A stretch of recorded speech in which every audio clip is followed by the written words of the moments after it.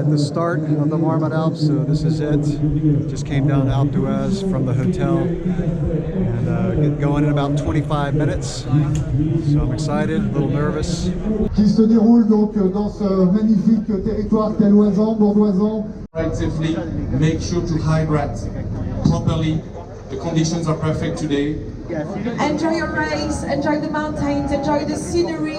It's a mythical itinerary you're going to enjoy this morning. Are you ready to go?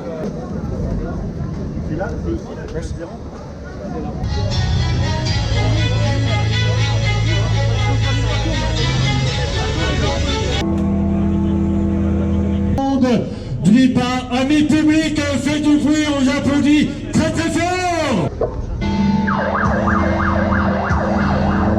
5, 4, 3, 2, 1, bonne course à toutes et à tous.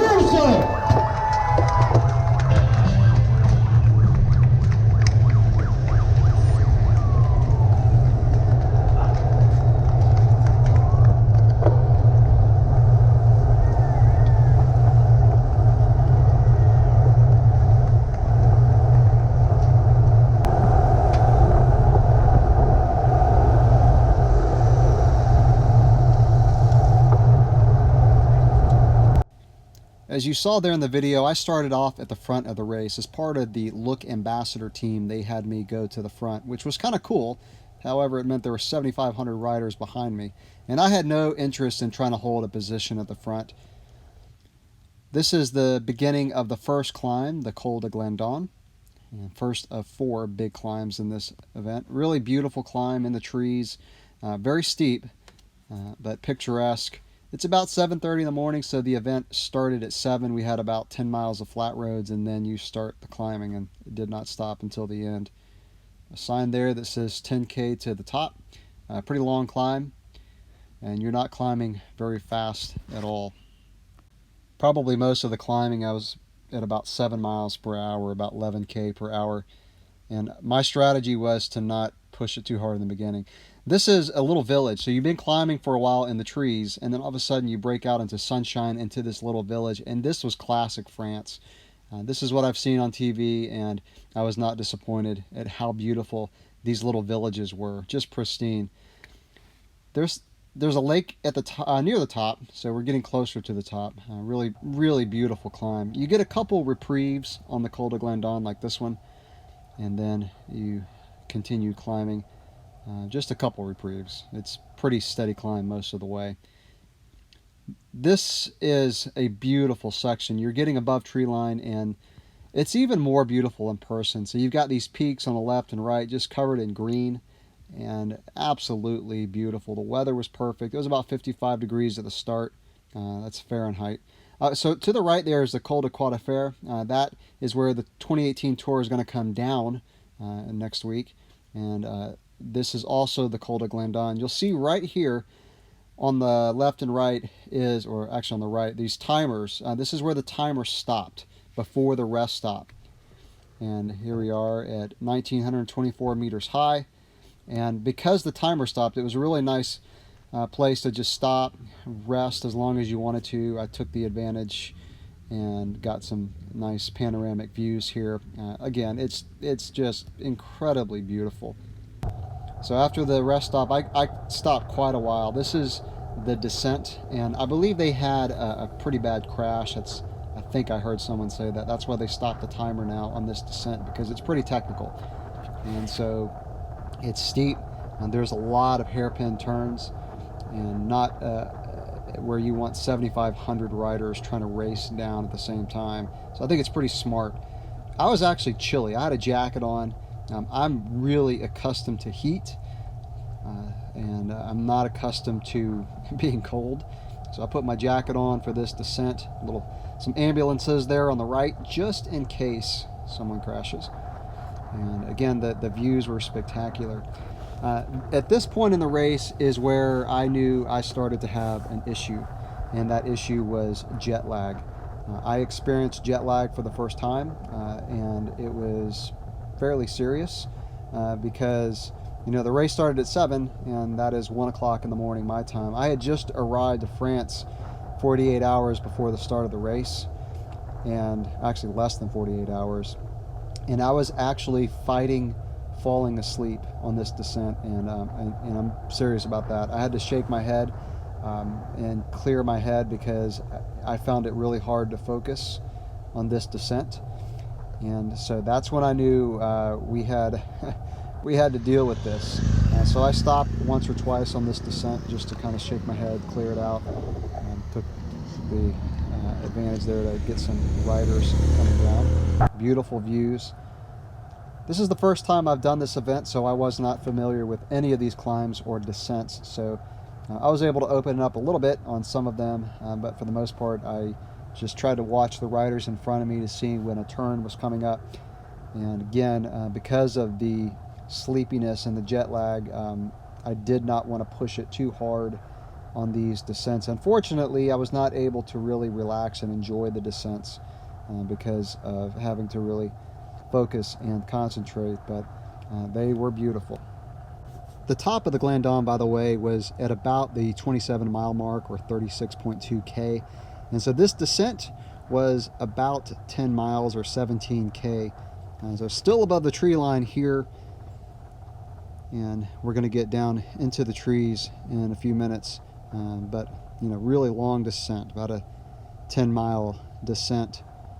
And like I said, I wasn't able to really just relax. You would think descending like this would be a place where you could just completely relax.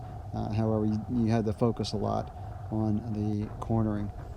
So this is where we're getting down into the trees now, and a lot of fun. I mean, it's almost like riding a motorcycle, but you're on a bicycle.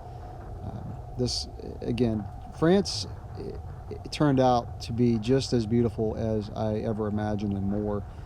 The Alps, seeing them on TV is one thing, but being able to ride in them is something completely different, and it was just beautiful. Another little village here on the descent.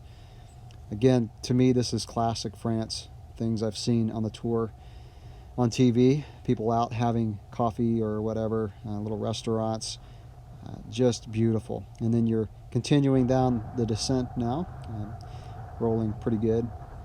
I think the fastest I hit on the descents was about 40 miles an hour. So you're not, it's not crazy fast. I've hit a lot faster on some of the descents up in North Georgia. But these, the pavement here was beautiful. It was really smooth, picturesque descent. The other issue that I had on this ride that I really noticed at the top of the Glen Don was my back got really tight. So I had to stretch it and really think about keeping it loose. Coming to a village at the bottom, there's a lady walking her bike there on the left. So I assume she's looking for a bike shop. That would really suck. I saw a lot of people puncture during this event. Fortunately, I was not one of them. Now at the bottom, this is about a 10-mile section where it parallels an interstate and some railroad tracks. And I just made a point to try to sit on some wheels. I'm hurting at this point, really hurting because of this sleepiness and fatigue. A lot more so than I hurt in my training rides. And so another little village here. Now we're starting the Col de Telegraph. And so this is a climb that starts off pretty steep and stays pretty steep. The Telegraph is about a 7-mile climb or 11-kilometer climb. And it's beautiful. A lot of tree cover on this climb. It's also very steep, but manageable. And so at this point, I'm really just trying to settle into my climbing rhythm. I'm climbing at around 5 to 8 miles per hour and just trying to make it to the top of the Glibier. That was my goal at this point. I said if I can make it to the top of the Glibier, I'll be okay.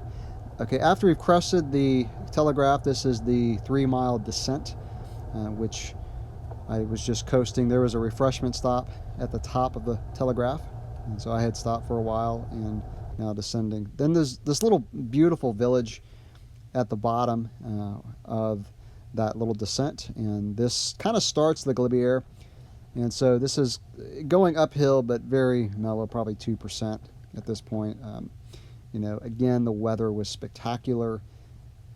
Pretty much sunny skies the entire day. No rain whatsoever. And so, the village was one that I want to go back and visit when I'm not in a lot of pain. And this is a little sculpture area. This guy makes these sculptures out of hay. So all of those that you see there are made out of hay. Pretty incredible. Looking for any excuse to pull over and rest. And this was a good one to get those on video. Continuing up the Galibier, it's still fairly mild, maybe 5 to 7%. There's a little marker there on the right. And those markers tell you the grade, so that said 7%. And also tells you how far you are from the top. It's got a little bicycle on the top, so I love seeing that. I mean, this place is just made for cycling, it seems like. And a ton of riders. And we saw riders coming down the other way that weren't part of the event, so I would imagine during the summer these climbs are just covered in riders. All right, so the jet lag issue has become a big issue. And I just pulled off to this little restaurant right here, and I took a little nap in the chair. I'm literally like fighting falling asleep on the descents, so it's a little scary, to be honest with you. So I've got to really, I feel better now. My leg's okay, the back is still a little sore, but it's doing okay. It's just this jet lag. Haven't ever experienced anything like this, so that's where we're going. See a road going up there, way up there, and there's some crazy cyclists going up that road, and unfortunately I'm about to be one of them. Continuing on after my on-course commentary, there's a sign that says 8K to the top, and you don't think 8K is that long until you're climbing at such a slow pace, probably 5 miles an hour here. And at this point, I could care less if there was anybody else on the course. It was me and the road. I was almost oblivious to anybody else out on the course. If someone passed me, no big deal. If I passed someone, no big deal. You'll see to the right, there was no guardrail here. And so if you were to go off there, it would not be a good day. I gained huge respect for people who race these roads, whether it's the Tour or other races. You know, the climbs are brutal. The descents can be dangerous. So you can imagine coming down the other way. If you were to slide out on one of those turns and go over, yeah, it's game over. So really serious, but spectacularly beautiful. Little ambulance going by. I saw some medics attending to people throughout this course. I think there was a guy up the road that was having an issue, which is understandable. Passing someone from Team Sky here on the right. But the scenery you can see is just absolutely spectacular. We're above tree line, obviously, and we're about to go above vegetation line in a little bit. And by the way, this is the steepest part of the Galibier. So that little restaurant I stopped at where I talked, that is right before the Galibier really kicks, and it kicks all the way to the top. It is a continuous climb, no reprieves. There was another restaurant or two that I stopped at. I stopped a lot on this route. I probably was off the bike 2 to 3 hours, and I'm not kidding. Again, you know, I'm spending 2 to 3 hours in the Alps on a beautiful day, so it wasn't a big deal. This, again, I had made it a point to not race this event, and waking up so tired. When I woke up at 5 a.m. to get ready for this ride, I was literally shaking. I was so tired, and I knew from the start it was going to be a long day, and I was going to have to take it easy. You'll see in the center of the screen that valley. So just between those two peaks is where we are going. And it was about 3K. I saw a sign that said 3K. And you look up and you're like, there is no way that's 3K. That's got to be like 10K. But it wasn't. The road just snakes up the mountain. Another area. You can see the road below. So, I mean, you might climb for a minute or two and look down where you were. And it's amazing how high you climb in that minute. So we've passed the rest stop on the top of the Galibier, and I just pulled over to get some panoramic views. You can see the road below. That's the road we're about to go down. I thought Alpe d'Huez was beautiful. This descent was a whole new level. So awesome roads. They were a little bumpy, but still, the scenery was spectacular. The top of the Galibier, by the way, is 8,678 feet, or 2,645 meters. I didn't necessarily feel the effects of the altitude in terms of being winded. However, I know it affected me. I just didn't feel winded because I was really trying to keep my heart rate down.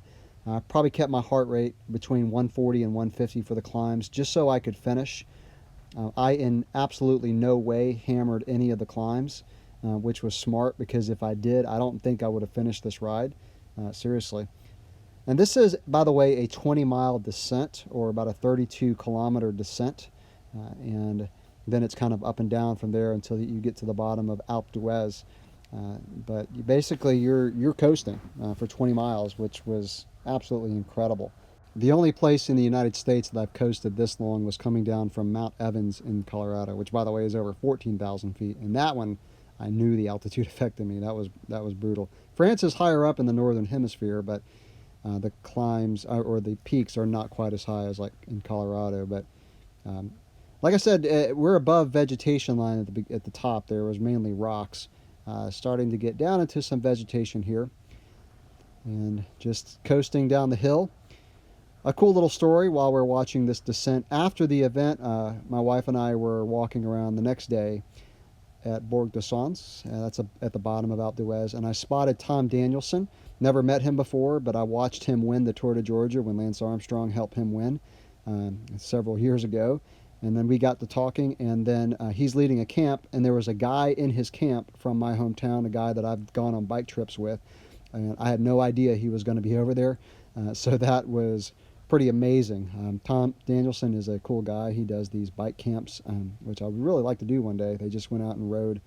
And by the way, speaking of that, I want to go back to France where I can just go out and do maybe 40, 50, 60-mile rides and cover more of the peaks rather than putting together a 108-mile ride like this one. I'm still coasting down. You see some motorcycles there coming around this. There were a lot of people on motorcycles enjoying the Alps. And that's another dream I've had, not just the bicycle in the Alps, but also to motorcycle. So if and when I go back over, I want to rent a motorcycle for the day. My wife and I just ride around. I used to ride motorcycles back in the day. I've had about 4 of them, and I was longing to be on a motorcycle at this point. The bike that I'm on is the Look Optimum 765 disc, and there are 3 things that I really appreciated about the bike. One is, even though you can't see it in the video, the roads were kind of bumpy on this descent, and that bike does a good job of absorbing those bumps with the flax fiber. Also, the geometry is a little bit slacker, and so you can relax a little bit better than you could on a twitchy road racing bike. And then the disc brakes, I love disc brakes on a road bike, and especially if it were raining. No rain on this route, obviously, but if it were raining, the disc brakes would be even more welcomed. Okay, so now we're coming into one of many tunnels on the descent coming off the Glibier, and you had to have lights on your bike. They actually gave you some in your registration packet, those little lights that clip onto the handlebars and the seat posts, and again, the race made it mandatory. You could see okay without the lights because of the lights in the tunnel, but in order for cars to see you safely, the race organizers made you have those lights on, which I think was a great move, because with that many riders, you know there's going to be cars passing you in the tunnels at some point. The temperature, by the way, dropped about 15 degrees Fahrenheit when I went through this tunnel, so didn't expect that. It's getting warmer as I'm descending. I was slightly chilly at the top, but not too bad. It's warming up in the day. People said it was kind of warm, but I thought it was actually kind of cool. And so here's another little village coming through. I saw so many flowers. There are a lot of flowers in France in the summertime. Again, just classic France with flowers in the windowsills. Alpe d'Huez, the villages were like that too. It was just beautiful. So rolling through the village and now continuing the descent. That waterfall, I put this on the video here because that waterfall dropped like, I don't know, 100 or 1,000 feet. It was massive. Okay, now I'm coming up Alpe d'Huez. And by the way, I had stopped for about half an hour at the bottom of Alpe d'Huez. I'm just majorly hurting at this point, just wanting to finish. Coming through a little village here, and people cheering us on. By the way, I did get sick coming up Alpe d'Huez. My body stopped receiving food, and the food and water that I tried to put in my stomach was rejected. So I pulled over and lost what I was trying to put in my stomach. So I lost several pounds, several kilos on this ride because I just got to where I couldn't eat. I was on the bike for a long time. Total ride time was like 9.5 hours, longest I've ever been on a bike. And so now I'm coming into the finish line. Never been so happy to see a finish line in any event in all of my life. My wife was waiting for me. She was hanging out with Milena. Milena is an Instagram cycling star that I got to meet on this trip, so that was fun. She and my wife hung out quite a bit together. And so I was really happy to get the kiss from my wife after I crossed the finish line, because it was a long day in the saddle. I'm going to do another video where I talk about more of the challenges that I had on this ride. I'll make that kind of a vlog style. But that's going to wrap it up for this video showing you the ride of the Marmotte Alpes. Thanks for watching.